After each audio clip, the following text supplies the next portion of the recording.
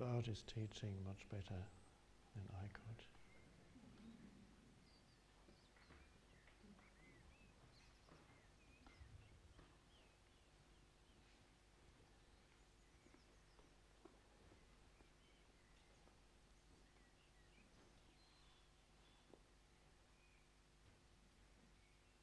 I'm sure they got it wrong when they say that St. Francis was preaching to the birds.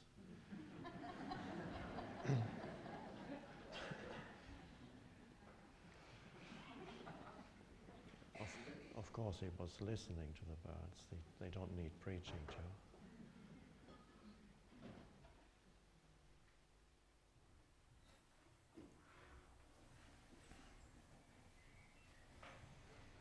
Such a divine sound and such a wonderful, exquisite balance between stillness and sound. That bird knows about balance. There's always quite a long gap.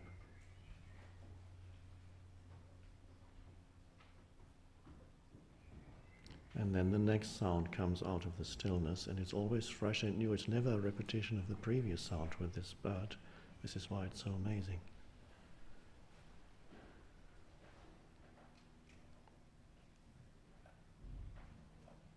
And that would be enough. If you had that around as your teacher, what else do you need?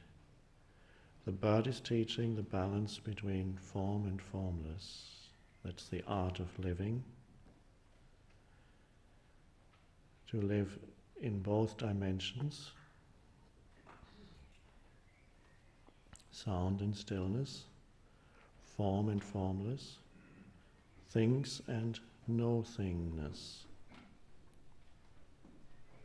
In this teaching, the dimension of stillness, of the formless, is emphasized because the entire civilization is lost in form, in things, in objects, in thoughts. The entire civilization is lost in that dimension of things. That includes thoughts. And that's why there is a particular emphasis in this teaching on that which is missing. Balance needs to re-establish itself because no civilization can survive without the balance between form and formless.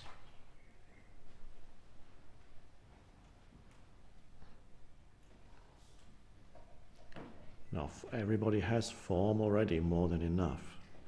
That's why this teaching isn't based on knowledge or new facts, interesting facts, new information.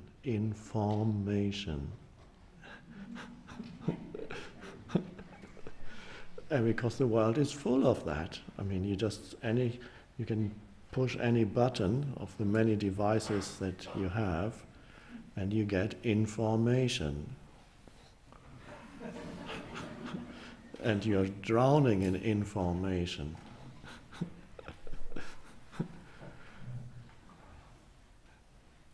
And ultimately you see what is the point of it all? If that's just more of that, is that going to save the world? More information or more things? Are we going to find the fullness of life through more things and greater and bigger shopping malls? Again, form. Or are we going to find ourselves through improving our ability to think and analyze and solve problems analytically that were created by excessive thinking in the first place?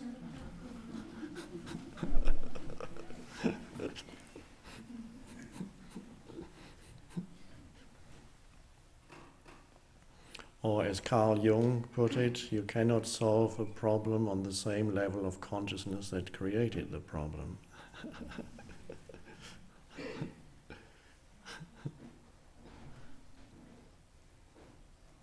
And so what created the problem of our civilization is that humans lost touch with the formless dimension, which we could also call spirit, which we could call the sacred, which we could call, if that word had not been misused so much, we could call God, but we won't call it that.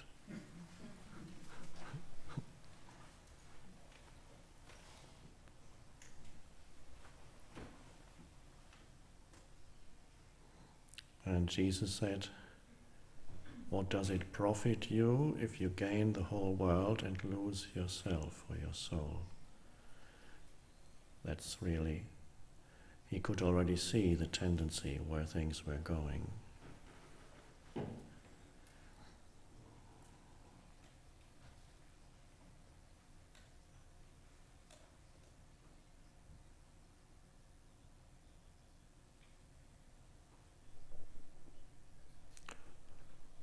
And the form also includes time. So we cannot deny that time has or seems to be real on the surface of life, because it's everywhere. As far as forms are concerned, time seems to do something to the forms, the life forms. And it's strange, it gradually grinds the forms down, it erodes the forms, it does something to them. Some people have even looked upon time as some dreadful illness that inflicts everybody, and that's one way of looking at it. Everybody is suffering from a lethal disease. The outcome is the end of the form. It's just a question of when. And so you see it, as my father says, who is 87 now, he says, mirrors are not the same quality they used to be.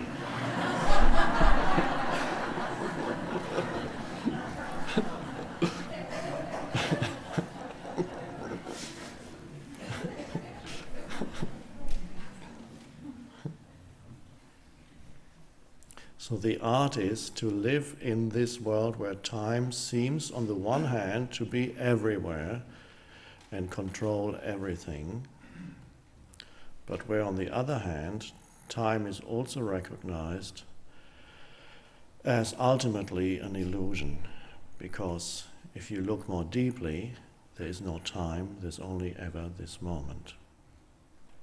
And therefore, that is the portal into the formless dimension. It's the narrow gate that Jesus talks about that leads to life. The narrow gate that leads to life. Yes, it's very narrow, it's only this. To find it, and Jesus says there are not many who find it, to find it, you need to roll up the scroll of your life on which your story is written, past, future, very unclear, you can't quite figure out what's it all about.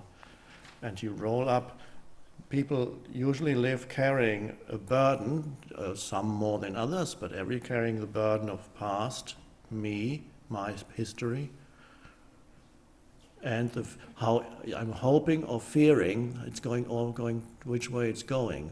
Hope, fear. So you have this, okay, you're walking with myself, that's the self, the form-based, mind-based, time-based self. And that has a heaviness to it. And the more you carry of time, of past and future, and think about it and talk about it and refer to as your sense of identity, gives you your sense of self, things that happened in the past, and future, hoping to find yourself, we talked about it. Then you're lost in form, because all these are thought forms. Time and form go together. So you need to roll up, you know these old scrolls, you had to roll them, before there were books, you had scrolls, you rolled them, and you can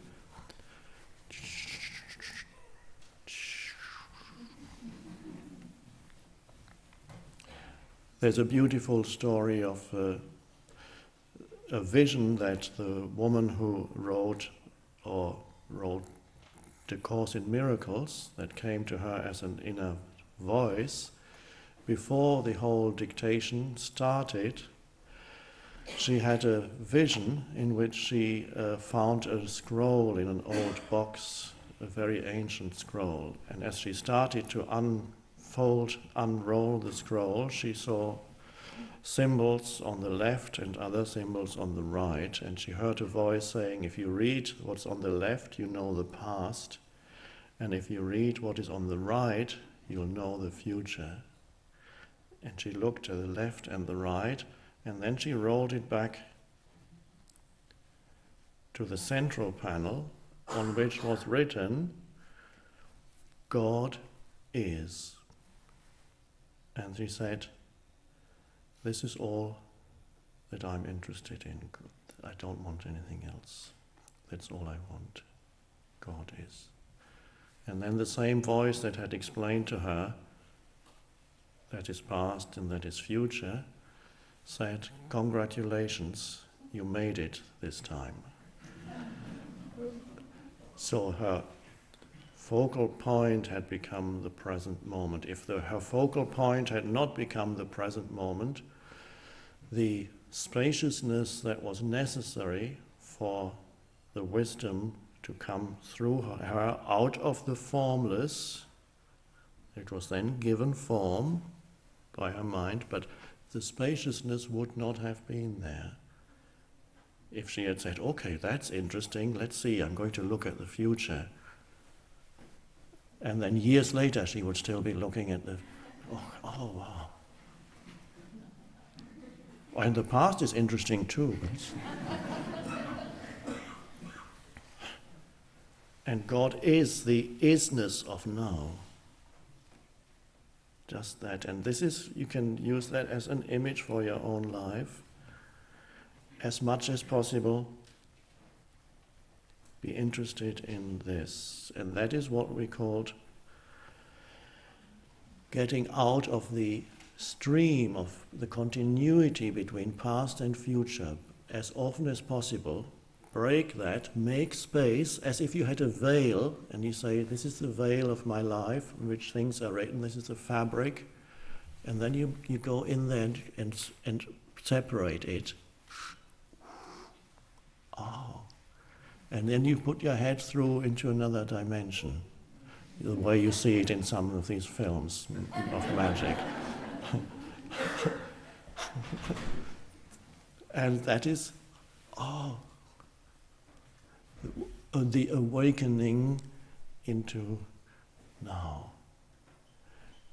And as we are transitional humans at this evolutionary stage for humanity. Many humans alive now are transitional beings. They are dysfunctional as they're manifestations of the old consciousness. They are becoming more and more dysfunctional because the old consciousness that is totally identified with mind, form and time, that's been running human history for thousands of years, is reaching the end of its lifespan. It cannot survive much longer. And so every human being carries the old also still inside. And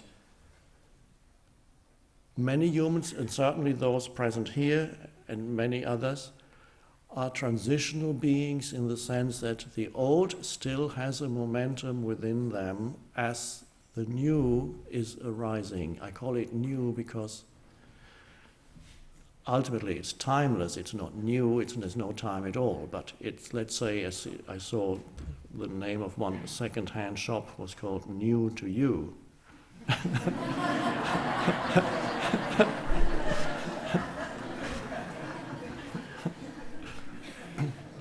So no words can really ever express the exact truth. So you have to be allow for the fact that language is never quite right, and especially is never quite right when you begin to speak of spiritual truth, the formless, because every word is form, and ultimately can only function by reflecting something in the world of form, and then it becomes difficult when the language is used to express something that is beyond form. And that's why Jesus used parables, and he never said, this is the kingdom of heaven. He said, the kingdom of heaven is like, or it's a little bit like that, or like that. And he gives you little stories. And then the form of the words, as long as you don't get entangled in the words and say, oh, this is how it is. If you allow the words to be pointers, little signposts, then it can work. But if you say, there's the truth, it's not. The truth is not in the word. And especially in spiritual discourse, the truth is that to which the word points. So you have to look beyond the words, especially here. And so we learn to bring the balance into our lives between time and timelessness, between the world of things, handling that, situations, things, objects, and not getting lost in things, in the world of things, in the world of situations, in the world. Not losing yourself in the world. And that world is not only the external world, but also the world that you carry as the mind-made world in the head, because that one creates that one. The human-made world, the so-called external human-made world, and the inner state of consciousness are, of course, one continuum. The outer only reflects the inner. And so on the outer level, for example, we have a civilization that is extraordinarily noisy. If somebody came from some past civilization, even 200 years back, 1,000 years back, and would arrive here in a city or even in a small town, they would say, what is going on? This deafening noise everywhere. And the machines everywhere that make noise. Have I arrived in the hell realm? And if they don't have the noises that are produced by machines, they have to make noise, for the sake of noise. There's some good music, but a lot of so-called music that you hear in restaurants, I don't know if it's the same here in North America, hard to find a restaurant without loud music. You just open the door and put your head in and you go out again.